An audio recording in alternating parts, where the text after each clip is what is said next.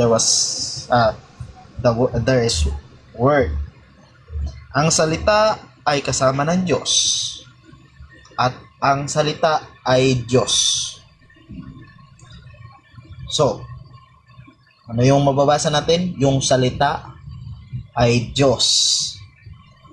Pero, meron din namang mababasa hanggang sa simulan natin siguro sa 12, no?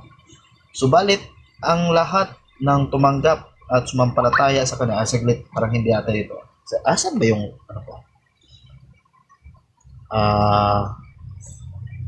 ito, 1:14 pala. At, 13 muna tayo. Sila ay naging mga anak ng Diyos, hindi dahil sa isinilang sila ayon sa kalikasan o kagustuhan o sa kaganahan ng tao, kundi ayon sa kalooban ng Diyos. Naging tao ang salita at nanirahan sa piling natin. Nakita namin ang kaluwalhatiang tunay na kanya bilang kaisa-isang anak ng Ama. Siya ay puspos ng kagandahang loob at katotohanan. Ngayon, sino ba tong sinasabing berbo na nagkatawang tao? Well, yan po si Jesus. So, maano po natin, yung tanong po kasi ay mali po kasi. Kasi Diyos na po si Kristo bago pa siya isinilang sa mundo. Kasi siya po yung berbo. So, na sinasabi sa 1:1, siya po ang berbo. So, kailan naging, ang dapat na tanong dyan, kailan naging tao ang berbo? Yan dapat. Pero, pagbigyan na natin sa iba. Sige. Okay, ikaw naman taga-sako. Kailan naging Diyos si Jesus?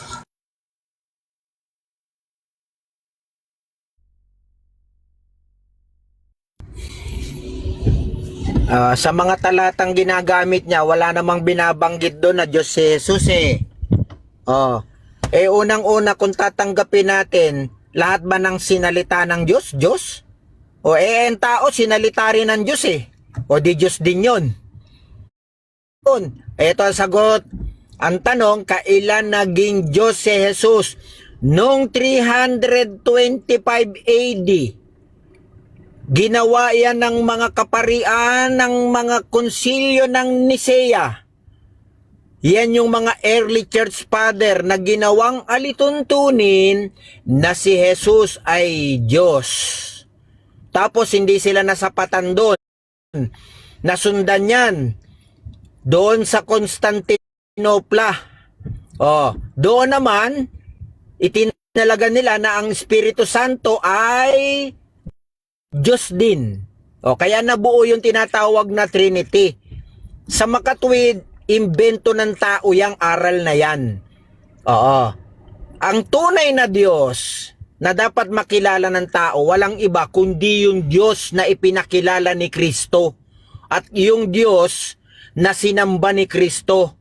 At yung Diyos na aakyatin ni Kristo. Kaya nga sabi niya, aakyat ako sa aking Diyos at inyong Diyos. Hindi niya sinabing, aakyat ako sa Diyos na ako yun. Walang ganon. Kaya yung mga talatang ginagamit ng ating mga kaibigan, puro mga guni-guni.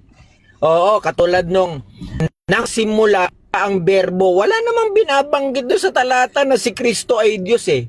Bigla sila magkukonklusyon. Yan maliwanag dyan na si Kristo ay Diyos. Nasa utak lang nila yun. Unang-una, tatanggapin mo ba ang Diyos may pasimula? Sabi ng Biblia, ang Diyos walang pasimula, walang katapusan eh. Yun lang berbo, may pasimula na eh. 'Di ba? Wala kang mababasa sa Biblia, puro mga guni-guni. Yun daw karunungan na kasama ng Diyos, si Kristo raw yun. Samantalang nung sinuri babae pala yung karunungan, di tanggap nila babae si Kristo. Marami mga butas na aral. Masapatan tayo kung ano yung sinasabi ni Kristo. 1:8:40, siya mismo nagsasabi. Siya'y tao. Sabi naman doon ni Apostol Pablo sa 2:5, ang taong si Kristo Jesus. Oy, bakit ba kayo gulong-gulo pa kayo kung simple lang eh. Sinasabi ng Biblia eh. Sabi kanina, ang iyong luklukan. Kaya nga tinatanong ko siya, sino yung nasa kanan ni Kristo? Wala siyang maipakita eh. Okay, ikaw naman, Talib. Talib and Naila. Yan, kailan naging Diyos si Jesus?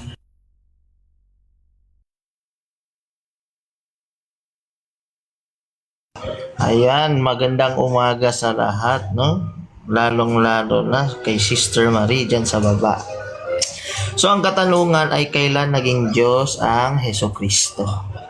So, tulad din ng sinabi ng isang kaibigan natin na si Tagabasag, malinaw at mananatiling malinaw na kailanman ay hindi binanggit na naging Diyos si Heso Kristo ayon sa Biblia.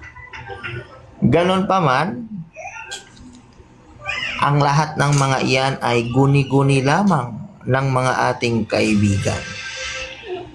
So, hindi ko na masyadong papahabain at malinaw na ang pagkapaliwanag ng ating kaibigan dyan, si Brother Tagabasag, at I will rest my case. Salamat. Yan lang.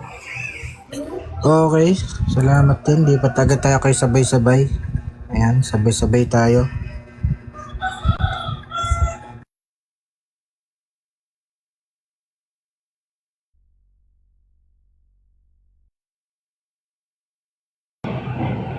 Ayon sa paksa po natin, kailan naging Diyos si Jesus?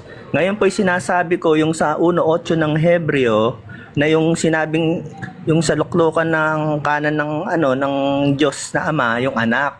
Kasi yung pinanganak na si Jesus, magmula dun sa yung berbo na sinasabi nung una-una sa akin, yung berbo na pinanganak, pinangalanan na Jesus, ay yun yung anak na sinasabi sa luklukan. So bago pa siya pangalasan ba pinangalan yung Jesus? Di ba hindi pa naman sa langit? Nung papangalanan pa lang siyang Jesus. Nung pinanganak ni Maria. So makatwid yung anak na sinasabi sa kanan ng luklukan ng sa Diyos sa yun yung magiging pangalan Jesus. Kaya bago siya magkaroon ng pangalang Jesus, magmula sa Juan ng Berbo hanggang 14 na sinasabi yung salita ay naging Diyos at ang salita ay nagkatawang tao nung pinanganak, nangangahulugang siya yung walang pasimula, yun yung anak. Sino yung tinatawag na anak na wala pang pasimula, no? Wala pang daigdig, wala pang sino yung anak na yun? Yung anak bang sinabi ng Diyos saka yung Jesus na pinanganak na tao na sinasabi nila? Hindi ba yun yung anak ng Diyos? Kaya nga yung pangalan na Jesus, naging pangalan niyan, yung berbo nung pinanganak ni Maria, na tao na Diyos, kasi Diyos na siya, bago pa siya nagkapangalan ng Jesus. Hindi naman sinabi na, sa talata na 1 Hebreo na sinabing, lumubo ka sa luklukan na yan, na sinabing Jesus ang pangalan kaagad eh. Hindi naman kasi nga, pinangalanan pa lang siya nung pinanganak siya ni Maria. Doon pa lang siya nagkapangalan, napapangalan na tatawaging pangalan, di ba? Emmanuel pa nga, Emmanuel, nang ibig sabihin ganyan, di ba? Diyos na siya kasi yung eternal po kasi si Jesus Christ po kasi eternal, na po ng Ama kasama. Pag sinabing eternal, hindi kinreate, hindi nilikha. Eternal, spirit, walang hanggang pasimula. Kaya nga nilalangan lahat ng dahil sa kanya bago pa magkaroon ng lupa, ng daigdig ng tao. Maski ang kaharian ng ginawa lahat dahil sa kanya. Hindi mangyayari yan kung wala siya eh. Di ba ang sabi nga, parang sila magkaisa nga sila eh. Paano niyang lalalangin ng Diyos ang lahat ng nasa langit at nasa lupa kung wala yung anak? Dahil nga sa kanya, di may tinuturing na siyang anak. Anak ng Diyos na kinalulugdan na nagkaiisa. Hindi sinabing tayo anak ng Diyos. Iba yung pagiging anak ng anak na yung si Jesus na pinanganak ni Maria. Iba yung ibig sabihin, iba yung pagiging anak niya. Nag-iisang panganay na anak na kinalulugdan na anak ng Diyos. Sabihin natin tayo, anak din ng Diyos, pero iba yung nag-iisa. Siya nga yung nagpapatay. Di sana kung anak din tayo, ikaw na lang umako na magpapako sa krus. Kaya nga niya isinugo niya yung anak niya. Kaya nga sabi niya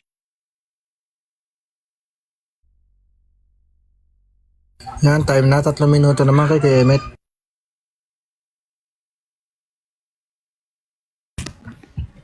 Okay, good morning. Naging Diyos si Jesus sa Council of Nicaea. Okay, doon siya ginawang Diyos. Naging Diyos si Jesus sa Greek Testament, sa tinatawag na Evangelion. Doon siya naging Diyos. Malinaw naman, dami nakasulat doon na mga pahaging tulad ng sinabi ni Thomas, no? Pero pag binasa mo yung Greek Testament, hindi tahasang nasabi ni Jesus na siya mismo ang Diyos. Wala kang mababasa na doon, and I said, and Jesus said, I am a God. Wala siyang masabing ganun. Yung mga unanimous authors lang ang nagpapahaging. Doon siya naging Diyos. Ngayon, kung pagbabasehan mo talaga yung Greek Testament, may mga pahaging. Kung pagbabasehan mo yung Christian Bible. Ngayon, kung ang papakinggan natin yung Creator, si Tetragrammaton, no? Yung Torah ng Tetragrammaton, ito sabi niya, Deuteronomy 4:35, Tetragrammaton is Elohim, there is no one else beside him. Deuteronomy 4:39, Yahweh is the God in heavens above and earth beneath, there is no other. Deuteronomy 32:39, there is no God with me and there is no Savior but me. 1 Samuel 2 verse 2, there is no one beside Yahweh. 1 Samuel 7:22, Yahweh is Elohim, there is none like him, there is no God beside him. Psalms 83, Yahweh, God is alone. Okay, Psalm 89:6, no one can be compared to Yahweh. Psalms 100 verse 3, Yahweh, He is the God. 1 Kings 8 verse 60, Yahweh is Elohim, there is no one else. 2 Kings 19:19, Yahweh is Elohim, only Yahweh. Isaiah 37:20, Yahweh is our Elohim, only Yahweh. Isaiah 40:25, Yahweh has no equal. Isaiah 42:8, I am Yahweh, that is my name. My glory I do not give to another, neither my praises to idols. Isaiah 43:10-12, there is no God before me and no God will come after me. I am Yahweh and there is no Savior but me. Isaiah 44:6, I am the first and the last, there is no God beside me. Isaiah 44:8, there is no God beside me, I do not know any. Isaiah 44:21. Okay, time na kay RJ. So next naman tayo kay Pro. Ang paksa natin ay kailan naging Diyos si Jesus. Pro, ikaw na. Ayan, magandang umaga ulit, no? So, mali yung tanong kasi naging eh. Pag sinabing naging, ano yun? Naging Diyos ba talaga? Hindi. Diyos talaga. Mali yung tanong. Wala dapat na tanong na naging. Kasi kung sasabihin natin naging, ano yun, Diyos na, tapos magiging Diyos ulit. Mali yun. Diyos talaga siya. Ano patunay natin? Tsaka isipin nyo, bago ko basahin yung mga talata, isipin nyo, yung mga hindi pabor na naging Diyos o Diyos ang Kristo o Jesus, natural, hanapin nila at ibibigay nilang talata yung magpapatunay na nag-iisa lang yung Diyos. Siyempre hindi nila babanggitin yung mga talata na magpapatunay din na yung kasama ng Diyos at yung kapiling ng Diyos sa eternity ay Diyos din. Natural naman yun. Wala namang ganong klaseng tao na magsasalita para patunayang kontrahin niya rin yung sarili niya. Ang gagamitin niya yung sa side niya. Ito yung patunay ko. Una, John 13:3. Ito, si Jesus sa pagkatalastas na ibinigay na ang Ama ang lahat ng mga bagay sa kanyang mga kamay at siya'y nanggaling sa Diyos at sa Diyos din paroroon. Si Jesus pala galing sa Diyos eh. Di ba? O, saan ba siya galing? O, basahin natin yung 1:1-18. Ayan. 1:1-18, basahin natin. Ito po. Walang taong nakakita kailanman sa Diyos, ang bugtong na Diyos, na nasa sinapupunan ng Ama. Siya ang nagpakilala sa Kanya. O, nasa sinapupunan pala eh. Sa panahon na nasa sinapupunan pa ng Ama, si Kristo, natural, kung babalikan natin, wala pa yung pangalang Jesus. Di ba? Wala pa yung pangalang Jesus. Kailan ba ibinigay yan? Sa bagong tipan na. At para patunayan, sa huling talatang mabasahin ko, na kung ano man yung puno, siya rin yung bunga, at kung ano yung kabuuan ng puno na yun, yung pa rin yun. Hindi pwedeng yung puno ng anatris, bunga nun, mangga. Hindi pwedeng yung puno ng sampalok, bunga nun, pinya. Hindi pwedeng ganun. Lahat ng parte ng puno ng mangga, mangga yun. Hindi pwedeng magkakaiba yun. Ito basahin natin. Roma 11:16. At kung ang pangunahing bunga ay banal, ay gayon din ang lahat. At kung ang ugat ay banal, ay gayon din ang mga sanga. Yan ang patunay na kung ano yung galing sa Diyos, Diyos din yon. Kukontrahin niyo po ba ito?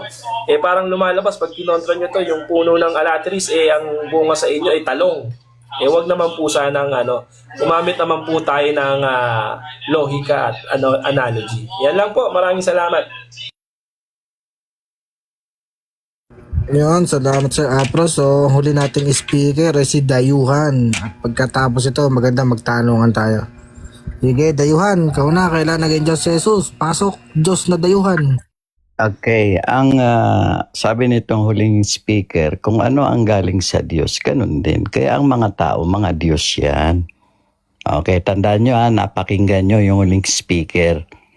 Kung anong galing sa puno, ganun din kayo. Pero bakit naiba ang kaisipan ninyo, mga Kristiyano? Dahil ang Diyos ng sanlibutan ngayon ang nagsasabi sa inyo, salita niya ang pinakikinggan ninyo. Anong sabi ng salita?